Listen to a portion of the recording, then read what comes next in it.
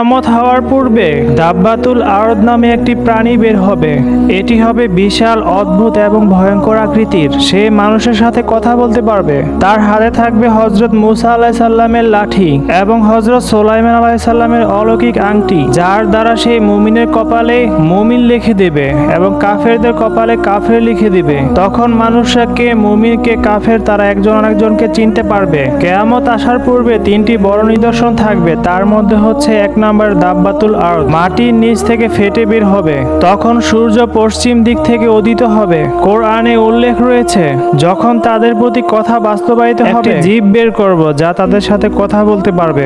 নিশ্চয়ই মানুষরা আমার নিদর্শনে দৃঢ় বিশ্বাস করত না। ভিন্ন আলেমদের বর্ণনা অনুযায়ী দাব্বাতুল আরদ দেখতে কেমন হবে? এটি হবে অর্ধেক পশু এবং অর্ধেক অন্য কিছুর মতো।